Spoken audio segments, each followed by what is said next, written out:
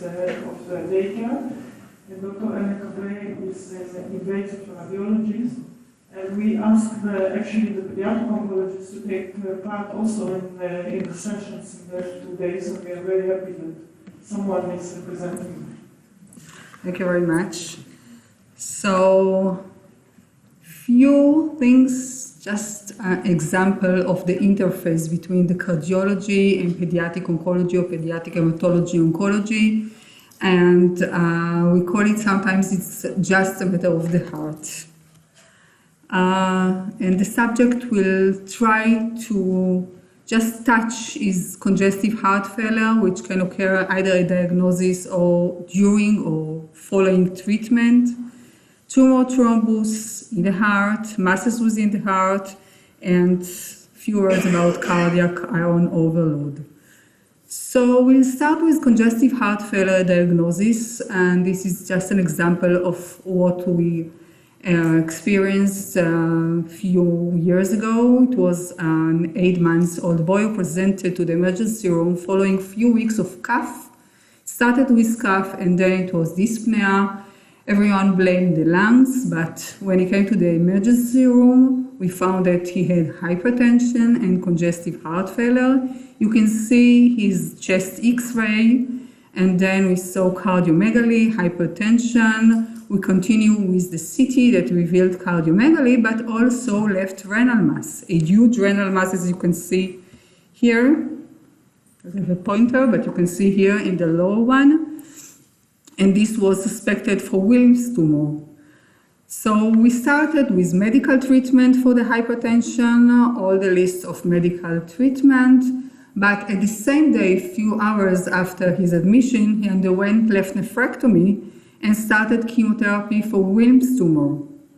Currently, the child is healthy. He has only stage 2 Wilms tumor, was treated with only 2 medications, and he stopped all medications for hypertension, no congestive heart failure, and he's alive and well now.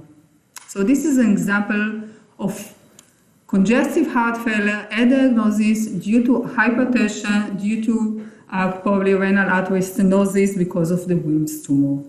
Now we go to subject that you have already discussed since this morning, but few words regarding our patients that are, although some of them are adults, but they are survivors of childhood cancer. So you probably heard that the risk of heart failures is increasing by 15-fold, and the death is increased by 8-fold among the adult survivors of cancer childhood. And the causes can be either cardiotoxic drugs, especially anthracycline, and in addition, Cytoxan and other medication, and especially when you combine this medication together, and mediastinal radiation.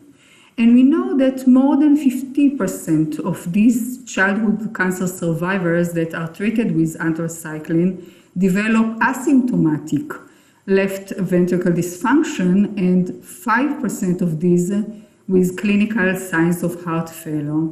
This is the picture of Yael Chen. Yael Chen was treated in our department, it was 1990, for osteogenic sarcoma. She survived, she had a wonderful life, and she was chosen to be the first sport reporter of the Israel television. And during the first game, the soccer game that she reported on, you can see her sitting with Yoram Arbel. She collapsed and died from sudden death. These are the pictures that were taken few minutes before she collapsed. So that's something that we really need to prevent. It's a patient that I treated many years ago. So we go back to late cardiac complication of cancer therapy. It can be subtle myocardial changes up to overt heart failure in half of the cases. It can be cardiac arrhythmia. It can be premature coronary artery disease, but also valvular disease, aortic stenosis, mitral stenosis, tricuspid regurgitation. The common cancer types are hepatic, Hodgkin, and leukemia. And the risk factors, especially for children, are young age, female gender, anthracycline treatment, but also other treatment. If you develop the cardiotoxicity during the treatment, the combination, as I told you, can be with cyclophosphamide, methotrexate, and others, and concomitant exposure for mediastinal radiation as we do or treat Hodgkin lymphoma and trisomy 21. There are genetic factors that you probably know regarding polymorphism of the genes that are involved in anthracycline metabolism, which are related to the drug pharmacokinetics. And then there is the early and late cardiac toxicity that we know that is involved in reduction of the left ventricle systolic ejection fraction, the left ventricle myocardial wall thickness, but also the right ventricular function. And to prevent, you probably heard all this during this morning, there is an issue of prolonging the infusion rate, the cardioprotectant agents, cardioxane and liposomal anthracycline. And regarding the monitoring and follow-up, there's the whole list of things that you know. Then we'll talk a few minutes about the thrombus that goes into the heart. So this is an example of a 5-year-old girl with uneventful history and abdominal pain. So at diagnosis, the CT revealed a huge renal mass, and the thrombus that started from this renal tumor goes to the IVC and to the right atrium, and in the right atrium it was a mass of 2.7 centimeters. So she received chemotherapy, radiotherapy from Wilms tumor. She received also Clexane in addition. We were afraid to do biopsy because she was in a very bad condition at diagnosis. But following 6 weeks of treatment, there was disappearance of the right atrial mass. And there was a residual thrombus that was smaller. And then she underwent nephrectomy and resection of the thrombus from the IVC and the renal vein. And she, during the operation, they needed lung-heart bypass machine. But at the end, she is alive, no evidence of disease, doing very well. She received cumulative dose of doxorubicin of 225 milligrams per meter square, but her cardiac evaluation is normal. So this is an example of thrombus that started from the tumor into the heart. Different example from a different disease is mass that is within the heart. So this is this boy is currently a 13-year-old boy, but he started at the age of 8 years with parotid mass with localized disease. He received treatment, he underwent surgery. This was Ewing sarcoma, very uncommon of this area. So he received treatment, local radiotherapy. He was wonderful until at the end of the treatment, but then he developed local relapse.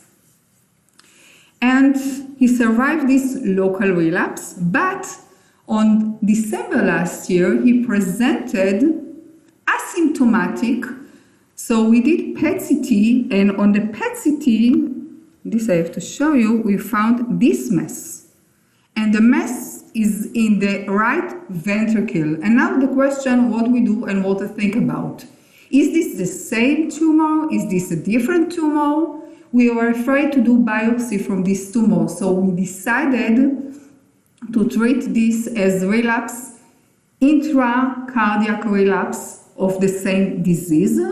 And he got treatment, he's doing well, and this is before treatment and after treatment. You can see the mass here and the mass here. He's still getting treatment.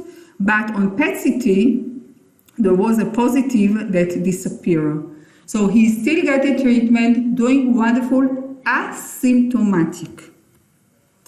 And this is another amazing example of masses in the heart. So this is a 6-year-old boy who presented to our department 2 months or less than 2 months ago with huge lymphadenopathy and abdominal masses.